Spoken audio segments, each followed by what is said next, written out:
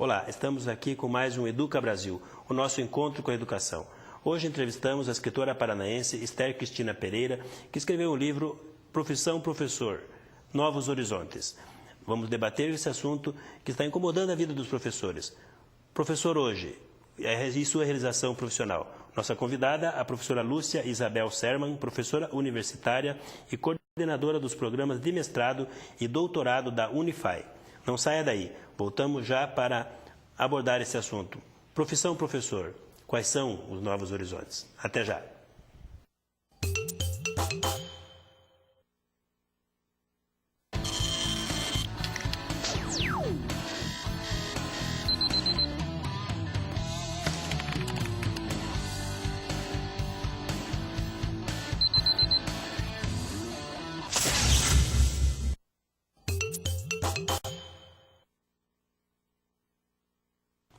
Olá, estamos de volta com a entrevista com a professora Esther Cristina Pereira, autora do livro Profissão Professor, Novos Horizontes. Nossa convidada, a professora Lúcia Isabel Serman, professora e coordenadora dos programas de mestrado da Unify. Professora Cris, posso chamá-la assim? Esse é o terceiro livro que você escreve, Profissão Professor, Novos Horizontes. Eu estava observando a capa, estava aqui uma professora, um quadro negro, um giz, né? E ao lado uma bola, um computador, a internet, um mundo maravilhoso, né? E o aluno, sem saber direito para que lado ele olha. Como é que é isso? Quais são os novos horizontes aí? Na realidade é assim, quando a gente pensou na capa, a gente pensou muito no que a gente havia escrito. Então, vendo a capa, você vê o professor todo comprometido com o quadro de giz e o aluno todo comprometido com uma coisa lá de fora, com o mundo externo, com as coisas que tem de interessante no mundo externo. Então, depois de muito trabalhar há anos já na educação, eu pensei em fazer uma pesquisa para observar o que é que está realmente incomodando o professor. Porque hoje a gente vê um professor triste, desanimado, sem criatividade, pouco reflexivo. E quando a gente pensa que esse ser humano tem na mão vários outros seres humanos que deveriam ser bem preparados para fazer muita diferença para o nosso país, a gente fica extremamente preocupado porque a gente percebe assim, que parece que então não é na educação que está a diferença que a gente vai fazer para o país. E quando você pensa em crescimento dentro de um país, você pensa em educação. Então, quando eu fiz a capa, foi pensando justamente assim, como que está esse ser humano que está ali na lousa? Ele está preparado para essa realidade que a gente tem, que o aluno tem, com esse monte de informação que a criança tem hoje? Como é que está essa questão do professor estar trabalhando com isso sem chegar nessa tristeza enorme que ele está hoje? Professora, nós temos uma externa, vamos observar, acho que levanta uma questão em relação a isso. Professora Demar, estamos aqui com a professora Elaine de Azevedo, professora da UTFPR, que tem uma pergunta para lançar para o estúdio. Qual que é a posição da escola com relação aos professores que se sente desrespeitado na sala de aula? Eles já têm todos os seus problemas pessoais, aí chega na sala, os alunos tratam eles como mero prestador de serviços, não como educador que está lá para participar e ajudar eles a crescerem como indivíduos. Chega um monte de fera coando o professor. Ou ele vai partir para a porrada, ou vai se fechar e piorar ainda a sua situação de depressão. Professora, como é que faz aí nesse caso? A professora parte para a porrada mesmo? Ou qual é o posicionamento que é esperado da escola ou da professora? Na realidade, hoje a gente enfrenta muito essa questão da agressão dentro da escola, da violência. Mas eu percebo assim, a escola tem que ter um comprometimento maior com isso, tem que estar ligada à família, chamando a família para compor algumas coisas dentro da escola. A coordenação tem que ter um trabalho efetivo junto com o professor. A gente percebe em muitas situações, conversando com os professores, que ocorre essa questão assim, do professor ficar extremamente nervoso. Do aluno enquadrar o professor. Do aluno enquadrar, eu pago essa escola. Então, assim, nesse momento, tem que ter uma supervisão, uma orientação. A direção da escola. Que chame o aluno e coloque esse aluno no lugar dele, que diga que o pai pode pagar a escola, mas o pai não paga respeito, reciprocidade, atitude, bom desempenho. Isso não se transforma em valores. Não se transforma em valor financeiro. Professora Lúcia, como é que a senhora avalia essa questão? Ela é muito delicada, porque, paralelo ao papel de professor, à posição de educador, há uma outra dimensão, que é a dimensão humana, do respeito. E como a sociedade vem encarando a escola e o professor como produto, como objeto de compra, de consumo, perde-se essa dimensão do respeito. Eu não posso imaginar nem palavras agressivas neste tom entre professor e aluno, o que dizer chegar a dias de fato. A força da expressão usada numa situação coloquial mostra exatamente como nós vivemos hoje essas dimensões. Como é que está essa relação? Como é que esta relação? Ela é uma relação de dominados e de pessoas que gostariam de fazer aquilo que querem. Há uma licenciosidade muito grande que se instala na escola. E parece que a escola passa a ser território de ninguém e que tem que ter uma voz de comando. Mas, na verdade, esse conflito ele sempre vai existir à medida que não tiver posicionamento, a senhora concorda? Quer dizer, sem dúvida. Esse conflito é da natureza humana. Natureza. Mas, à medida que o professor se posiciona, quer dizer, mas ir para a vida de fato também não está em questão, né? E essa posição que você fala, ela diz respeito a princípios, valores de uma sociedade, de uma cultura. Princípios e valores estabelecidos num projeto pedagógico de uma escola. E posições éticas de um profissional naquilo que ele faz, que é a sua competência ética, que é a sua competência nas relações. Ele precisa dar conta de um programa, mas ele precisa muito mais dar conta de viver harmoniosamente. A amorosidade é um princípio que parece que desapareceu. Amorosidade, amor. É a amorosidade, como prática do cotidiano. Então, nós medimos forças, mas nós não aprendemos a respeitarmos e convivermos juntos. Respeito ficou meio pejorativo. Ficou pejorativo. Professora Cris, mas então existe uma lacuna aí na preparação, que você abordou no início. O professor hoje ele não se sente preparado nas suas pesquisas para enfrentar essa turma mais arrojada, gurizada, com mais direitos. Porque isso é uma característica hoje também do jovem, principalmente, né? Ele se sente dono de todos os direitos, né?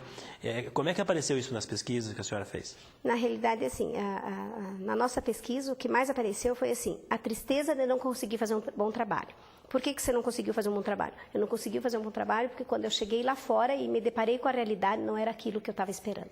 A realidade lá dentro da escola? Dentro da escola. Então, o que a gente percebe muito é assim, está faltando para o professor uma maneira de conseguir conhecer a realidade mais de pertinho antes de estar já numa sala de aula. Quer dizer, então, no momento da sua formação, ele tem mais estágios? Ele estar mais próximo do que ele vai viver de verdade.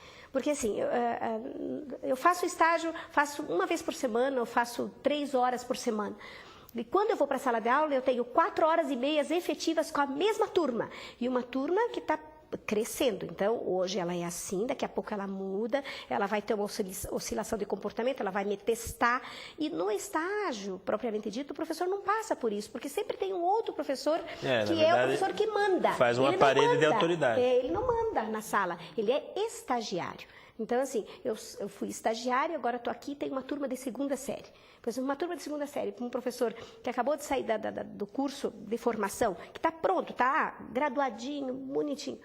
Ele vai para uma 2ª série, ele não sabe que na 2ª série começam os preconceitos, que é na 2ª série que eles começam a se xingar com nomes pejorativos, ele não sabe da realidade de verdade. Ele não consegue lidar com essa dificuldade, com esse conflito. E aí, o que acontece? Ele se retrai. Puxa, não era isso que eu queria.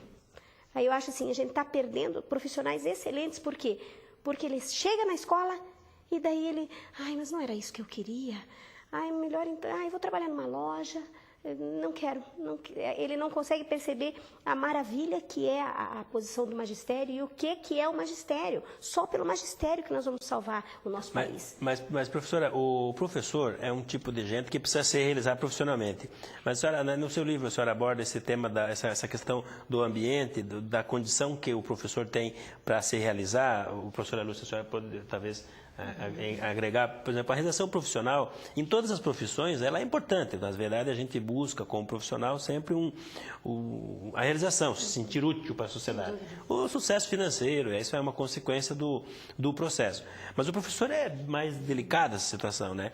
E hoje, no seu livro, você aborda essa questão também? Como é que... O professor é assim, eu acho que é uma das profissões que mais fica com o ser humano. Porque você veja, o professor ele tem o cliente, digamos, que é o aluno dele. Em torno desse cliente, ele tem uns 8 adultos que também são clientes. Sim. Né? Vó materna, avô materno, tio, padrinho. E o que acontece? Quando separado o marido da mãe... Ele é assim, ele é questionado, ele é avaliado constantemente por qualquer situação que ocorra. E o professor, quando ele vai para a profissão do magistério, ele vai com uma coisa assim, ideal mesmo. Não, eu quero ser professor, eu quero fazer diferença, é nisso que eu vou conseguir trabalhar com as crianças, vou conseguir ensinar, professar, né, gerir conhecimento, eu vou conseguir fazer a diferença. Mas quando ele se depara com a realidade que a gente tem hoje, que é assim, a criança ela tem muito direito. E ela tem... O dever está sendo deixado secundário. De lado. É secundário. Então, assim, com esse direito todo que a criança angariou, parece que o professor ele se enrustiu, ele está pequeno, ele não consegue perceber o valor que ele tem. No meu livro eu falo muito isso. Você tem que chegar na sala e dizer, eu sou professor. Aqui vai ter normas, vai ter regras, nós vamos discuti-las, mas elas vão funcionar. Porque para ter resultado, começa por aí. E o professor, assim, ele é o primeiro que põe limite, porque a criança não tem limite quase mais em casa hoje. Ele é o primeiro que põe lá, atrás da porta da sala, que é muito normal isso, um monte de regrinhas, não pode isso não pode. Então, o professor, assim, ele está se deparando com uma realidade muito complicada, que é essa questão da criança poder achar que tudo pode, que tudo é válido. Não sei se a professora concorda. A senhora concorda que o mundo é assim. Professora, a formação dos professores está deixando a desejar, pode melhorar, porque eu acho que essa mudança do mundo nós não vamos ter, né? A senhora concorda? Assim, as crianças vêm para a escola já sem limites, sem saber direito, noção de autoridade, sem saber um monte de coisa. E aí há uma tendência forte da família delegar para a escola mesmo essas coisas. Quer dizer, como é que a senhora vê essa questão? O professor não está bem preparado, precisa ser melhor? Como é que... Eu não sei se a gente deve dizer que ele não está bem preparado. Eu quero dizer que o processo de formação desse professor, como ele vem sendo desenvolvido ao longo desses últimos séculos, vem necessitando de mudanças e melhorias e adequações às realidades.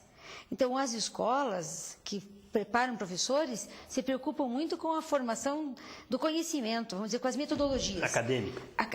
O aspecto mais acadêmico. Mas não trazem no seu dia a dia nas escolas situações de vivência, onde ele precisa tomar posições, decidir, saber interagir. Ele é preparado para transmitir informações e ter o domínio da informação e dizer o que ele sabe. E muito menos a relação humana que vai ter que existir. E a relação humana, que é de construção do conhecimento, ela exige outras competências. Certo. Não só a competência de ensinar corretamente uma raiz quadrada, ou regras gramaticais, ou pontos cardeais, não. Exige fazer com que aquela pessoa descubra o sentido daquela informação, daquele conhecimento para a sua vida. A questão da formação humana. Exatamente. E aí constrói o conhecimento. E ele se constrói de uma forma, se faz um pacto. É esse pacto de professor e aluno que eu acho que não vem acontecendo e que é o que a Cristina coloca na sua obra. Porque, na verdade, o professor fica triste porque ele se percebe incapaz de estabelecer esta relação, esse pacto...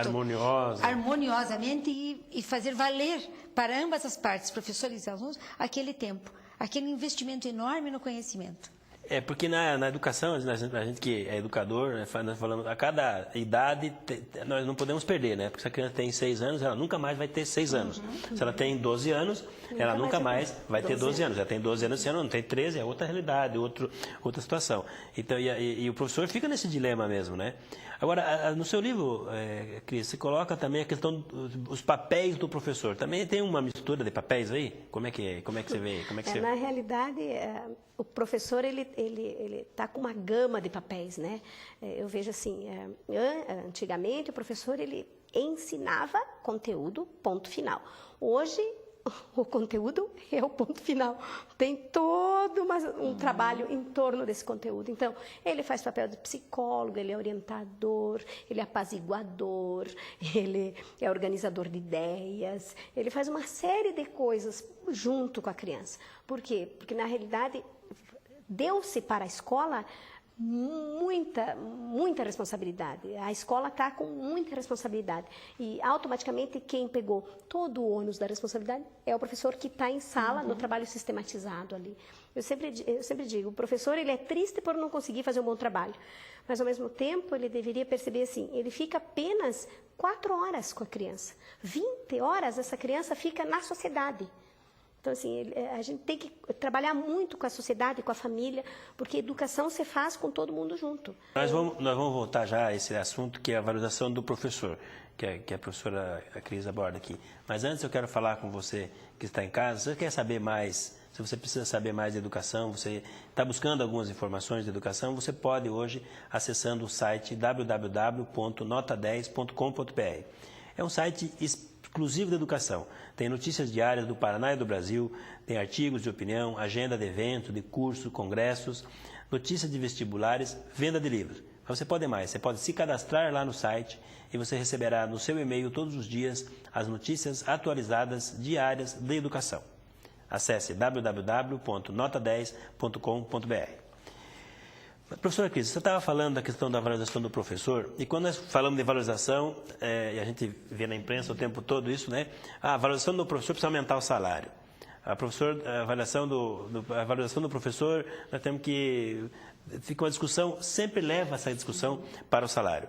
Como é que é essa valorização? Você falou um pouco da questão de entrada no cinema, como é que a sociedade pode dar valor, respeitando mais? Como é que é? Na realidade, na pesquisa que a gente fez, a questão do dinheiro em si ficou muito do distante. Salário, sim. Muito. Salário foi muito distante. Ficou mais assim, do valor pelo valor. Então, assim, e se eu sou um ser humano, será que eu tenho condição humana de atender 40 numa sala de aula? Será que eu tenho condição de fazer um bom trabalho com 40? Então, a valorização teria que, dentro do que a gente conversou com os professores, teria que iniciar assim, em turmas reduzidas. Reduzidas o quê? 25, 28 alunos. Por quê? Porque, na realidade, assim, um professor de quinta ou oitava, se ele tiver 8 turmas, ele não consegue conhecer todos os alunos. Porque 8 vezes 4 dá 320. Um monte de aluno. E ele não consegue. Então, na hora do conselho de classe, você tem que mostrar a fotografia do aluno, meu Deus do céu, para ele saber quem é o aluno. Então, você veja, como é que você vai valorizar um professor se ele tem esse tipo de processo na mão? Como é que ele vai fazer um bom trabalho? Porque, na realidade, é assim, todo mundo cobra dele um bom trabalho. Todo mundo cobra que ele seja excelente no shopping, excelente no supermercado, ele tem que ser modelo, mas ele não consegue fazer um bom trabalho porque a realidade que está sendo exposta para ele fazer um bom trabalho na escola, é uma realidade que é desumana. Professora, nós vamos ver uma externa que vai colocar um pouquinho de pimenta aí no nosso debate aqui. Por favor. Professora Ademar, estamos aqui com a comissária de voo, Mariana Brito de Oliveira, que tem uma pergunta para fazer para o estúdio. Como identificar quando o professor está levando seus problemas para dentro da sala de aula? Então, Cris, como é que fica essa questão? Pois é, eu acho assim, que quando a pessoa escolhe ser professor, ele já é um ser humano diferente. Mas esse diferente não quer dizer que ele não vai levar os problemas para dentro da sala de aula. Eu acho que o ser humano não consegue tirar os problemas no portão e depois pegá-los quando sair da escola. O que a gente tem... Quer dizer, o ser humano é o mesmo? O ser humano é o mesmo. E os problemas ele vai levar, se ele tiver um filho doente dentro de casa, ele vai levar para a escola. Então, vem muito do trabalho da escola, da gestão da escola, da coordenação da escola, começar a perceber aquele professor. O que está acontecendo ali? Ele está estranho, ele está diferente, ele está triste, resgatar ele para uma conversa, porque na realidade o professor ele precisa muito desse tipo de situação, de alguém estar dando devolutivas para ele. Olha, está acontecendo alguma coisa, você anda meio estressado, vi você gritando hoje, o que houve? Porque na realidade ele é um ser humano. Da mesma maneira que a mãe ralha com o filho em casa, ele vai ter o direito, em algum momento, de ralhar, porque não é possível você não chamar a atenção com veemência de uma criança quando ela está, por exemplo, agredindo outro. Muitas vezes o professor tem que até pular em cima de um aluno para tentar separar, ocorre essas agressões em sala de aula. Então, a gente tem que mensurar muito isso. Essa coisa assim de deixar os problemas para fora do portão, isso não existe. Ele vai levar para dentro da sala de aula. Professora, dá para deixar pendurado para de fora da escola? Não? É impossível. Afinal, as pessoas são um todo. E como um todo, as suas fraquezas e as suas capacidades e competências caminham juntas. Então, o professor não vai deixar parte daquilo que o incomoda para fora. Isso parece meio fordista, né? Essa ideia parece que é exatamente... Um tempo assim atrás, lá, né? Exatamente. Deixa os seus problemas para lá de fora do e cumpra o processo e vença a produção. Produtivo. Isso não acontece dessa forma. Nem lá aconteceu. Tanto que as críticas, todas aquele sistema, até hoje ainda são alvo de análise. Mas um professor, ele será o que ele pode ser de acordo com o ambiente, com o clima. Concordo perfeitamente com a Cristina.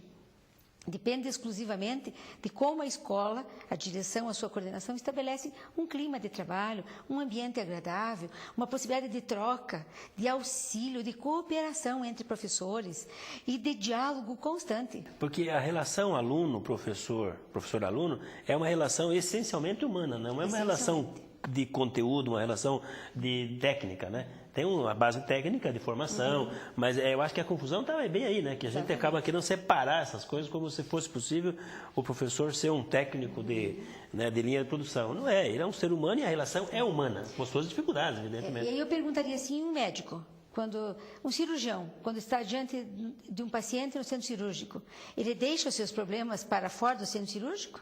Ou eles fazem parte dele e ele precisa, então, de um ambiente adequado para que aquela cirurgia aconteça bem. Obviamente que se uma pessoa tem distúrbios comportamentais, aí é uma outra conversa. Aí, seja professor, médico, dentista ou qualquer outra profissão, terá distúrbios muito graves de comportamento, das atitudes nos relacionamentos. Mas uma escola precisa ser um lugar de harmonia, de paz, de satisfação. Professores e alunos precisam ter prazer em estar juntos. E aí a escola, quem faz a gestão da escola, é que estabelece esse padrão, esse clima. Essas coisas ficam mais fáceis. Os problemas, a gente convive com os problemas. Mas quando você fala de gestão, nós temos bastante, essas pessoas, professores, notadamente da escola pública, por exemplo, tem uma certa resistência, né? Que você fala gestão, marketing nas escolas, as pessoas ficam meio assim, né? Com medo. Com medo não, isso não é coisa de produto, né? Mas essa questão da administração da escola, tanto no público como no privado, tem que ter esse posicionamento na sua... É por aí mesmo. Eu acho que o diretor da escola tem um papel fundamental para a felicidade do professor. Eu acho que a felicidade do professor ela está atrelada à gestão da escola.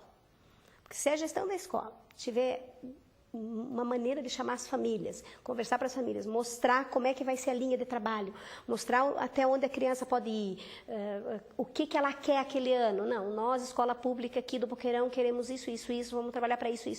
Vocês ajudam, vamos estar juntos. Eu acho que tem tudo a ver com a gestão. E eu acho assim, o diretor já está no papel de diretor, porque ele já passou pela sala de aula. Então, ele sabe bem os problemas da sala de aula, ele tem que ter uma visão abrangente, uma visão inteligente. Professora, mas há uma confusão quando você fala de gestão.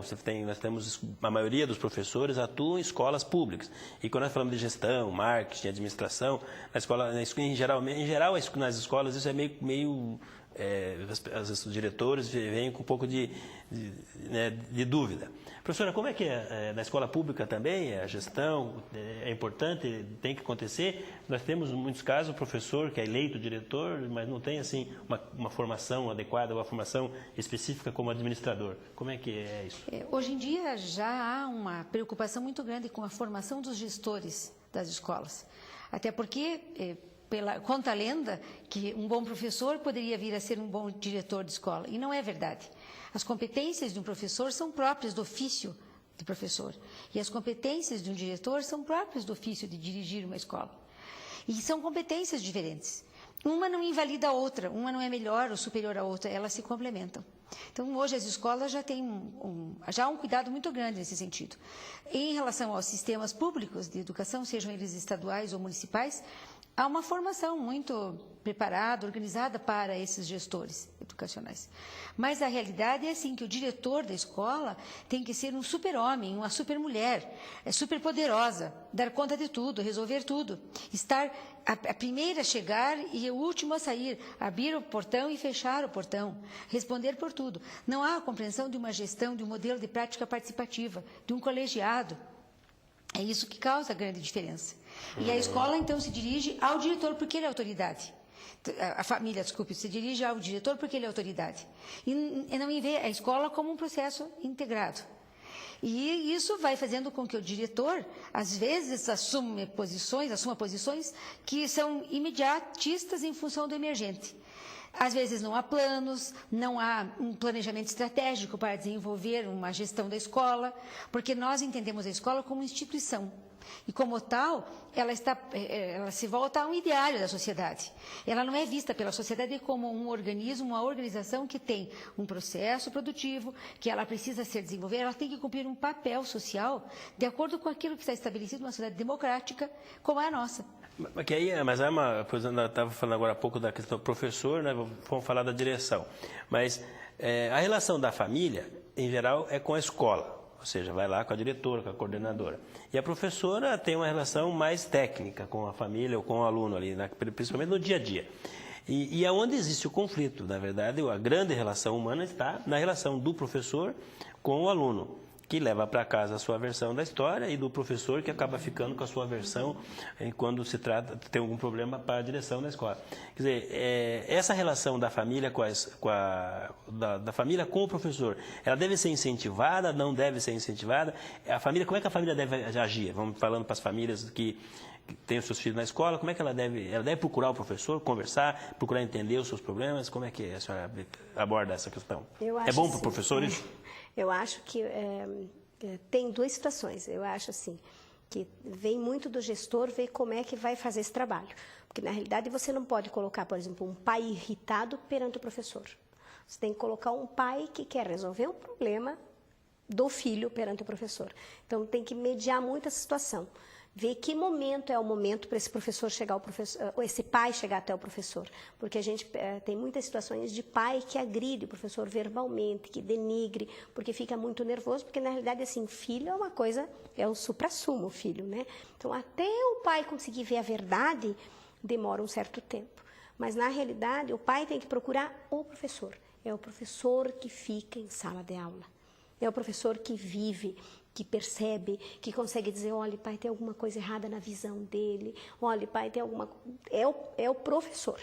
Intermediar com a direção, tudo bem, com a coordenação, procurar a orientadora, mas quem vive com a criança é o professor.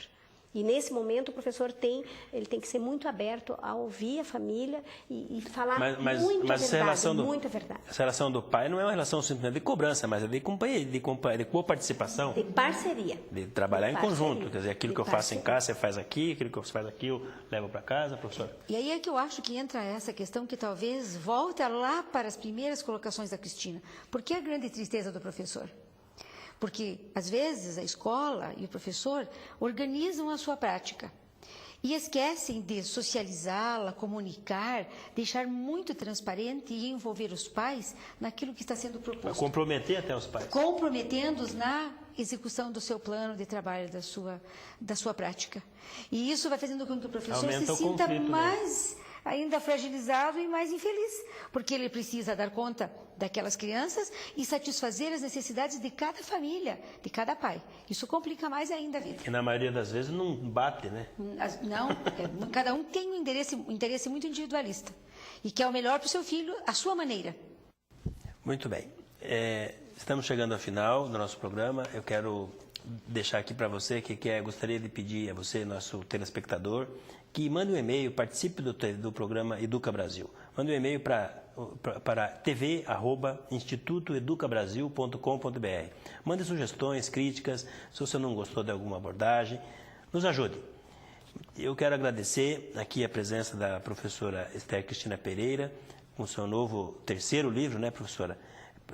Profissão Professor, Novos Horizontes, né? Um livro que vem aí discutir a função do professor na atualidade, né?